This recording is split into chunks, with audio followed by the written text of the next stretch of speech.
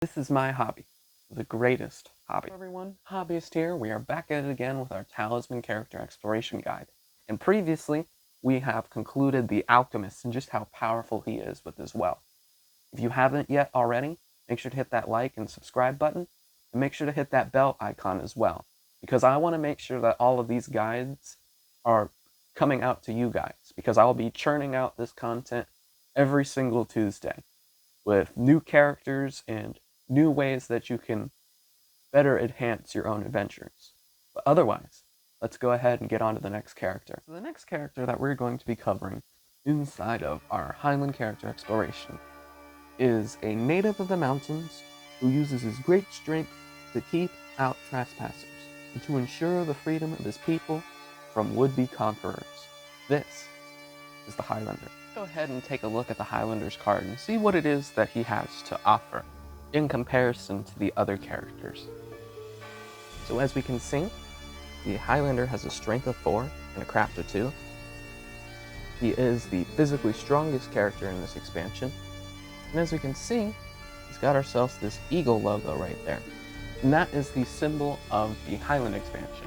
If you're not particularly interested in using any of the other characters, the board, the Highland deck, or the adventure spell cards, or the alternate endings that are inside of the Highland expansion, then looking for that eagle logo is going to make things a lot easier when it comes to separating it from the rest of your other Talisman adventures. If you haven't seen my videos on all the other expansions that we've covered thus far, I've got a full playlist for you guys that I'm going to list up top, just so that way you can be able to see what it is that makes this game so great.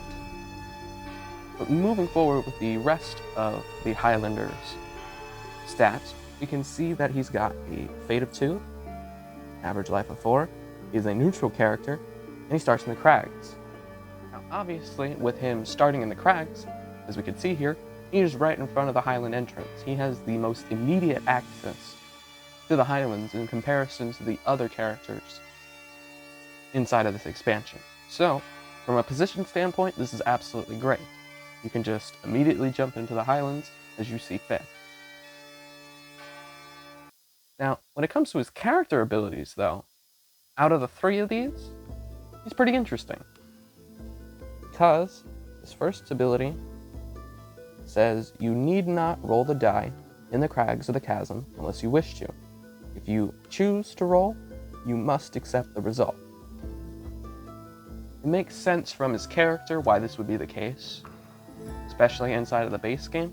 He's grown up in the Highlands, he's used to the mountainous terrains, so being able to not have to roll inside the crags is definitely a plus. But it's not an ability that stands out the most.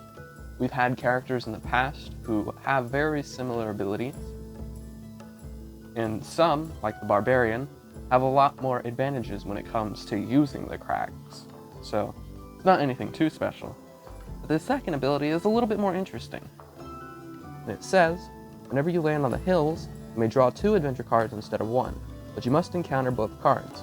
If there was a card already on the hills when you land there, you may draw a second card, but you must encounter both cards. So, essentially, this is very much like the Swashbuckler, if you haven't checked out that character video, in regards to being able to simply draw more cards. And because it specifically says the hill space, it could very well mean any of the hill spaces in the outer region of the base game, or any of the hill spaces that are inside the Highland region itself. So maybe you want to start pulling more Highland cards, so you want to be pulling 2 cards there instead of 1. But just remember, like any character who has the ability to possibly draw more cards, it's also a chance of increasing your risks of facing more dangerous things. So that is definitely something that you got to keep in mind if you so choose to use this ability. So this third character ability, though, is a little bit more interesting, because it says whenever you are about to engage in battle, you may charge and add 2 to your attack score. If you charge, you must miss your next turn recovering your wits. Okay, so this charge ability as it stated inside of the actual texts, only works for battles. And the fact that the Highlander has a strength of 4 makes this pretty good, because excluding any weapons or objects or spells that you're going to be using to enhance your strength in battles, this add 2 to your attack score could be a huge component into how easy or how difficult the battles are going to be. Inside of the actual Highland region, of course, there's a mixture of various enemies that are going to be battling with strength, so finding those and occasionally using your charge could be useful to you, especially when you get up to the Eagle King like I mentioned earlier.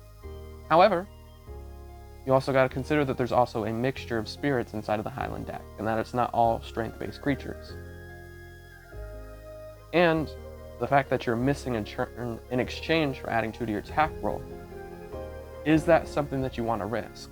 Will missing your turn be a key component? Inside the big scale of Talisman, it is, because we have the Harbinger expansion. Time is of the essence as these omens are being discarded. So if you're charging a lot, you might be getting more trophies, and you might be able to increase your strength more at a time than anybody else, but you're missing all of these turns, and as you're missing these turns, other characters are taking advantages of positions. Omens may be coming. Harbinger might be moving. There's a lot of key components, if you're thinking big picture, that you're going to be missing out on because you chose to charge at a specific enemy. So overall, what do I really think of the Highlander? I think he's a fantastic battle-ready character in comparison to the characters that we mentioned previously.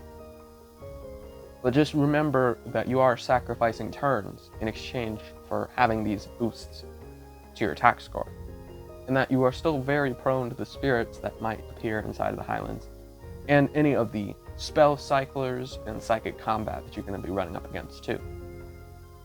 But other than that, this is it. This concludes the Highland video. Thank you guys so much for watching. I'll see you guys in the next one.